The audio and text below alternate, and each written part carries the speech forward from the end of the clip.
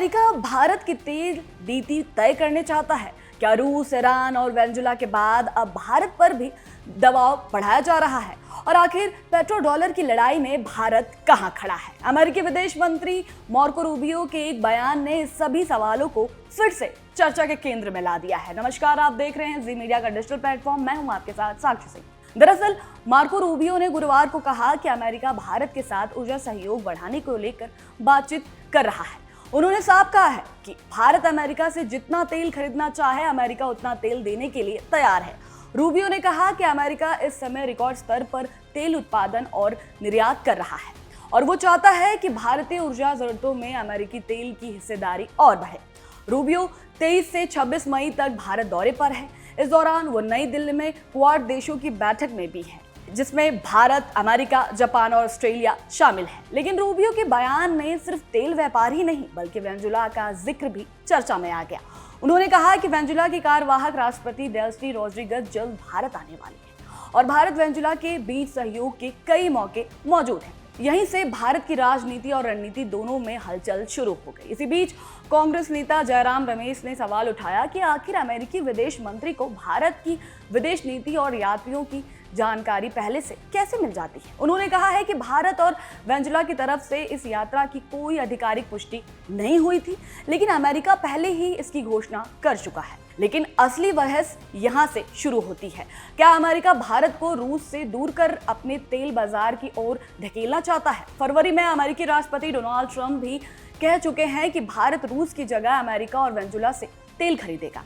Experts मानते हैं कि अमेरिका सिर्फ तेल बेचने की कोशिश नहीं कर रहा है, बल्कि पूरी वैश्विक ऊर्जा व्यवस्था पर नियंत्रण चाहता है।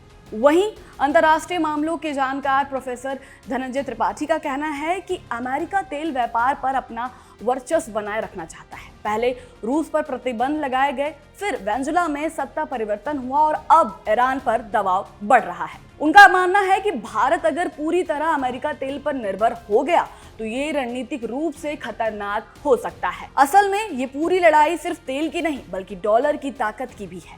दशकों में दुनिया में तेल का कारोबार अमेरिकी डॉलर में होता आया है। इसी वजह से डॉलर दुनिया की सबसे मजबूत मुद्रा बना हुआ है। लेकिन रूस यूक्रेन युद्ध के बाद भारत और चीन जैसे देशों ने डॉलर के बजाय दूसरी मुद्राओं में व्यापार बढ़ाने की कोशिश शुरू कर दी। भारत ने रूस से भारी मात्रा में तेल खरीदा और कुछ भुगतान डॉलर के बजाय दूसरी करेंसी में भी किए गए हैं। यही वजह है कि अब पेट्रो डॉलर शब्द फिर चर्चा में है। एक्सपर्ट्स का मानना है कि अगर दुनिया तेल व्यापार में डॉलर का इस्तेमाल कम करने लगे तो अमेरिका की आर्थिक ताकत को बड़ा झटका लग सकता है। यही कारण है कि अमेरिका चाहता है कि तेल की सप्लाई और उसका भुगतान दोनों उसके नियंत्रण में रहे।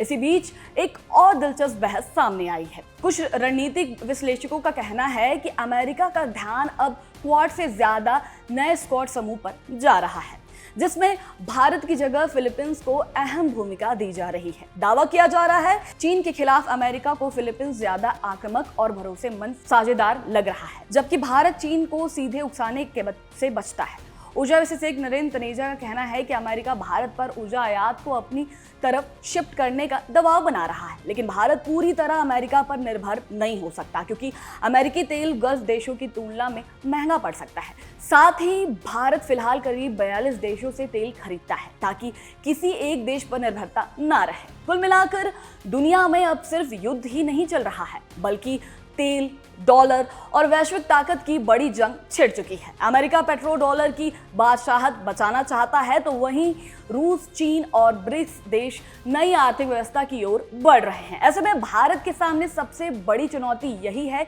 कि क्या वो अपनी ऊर्जा सुरक्षा और अपनी रणनीतिक स्वतंत्रता दोनों को कैसे संतुलित रखता है।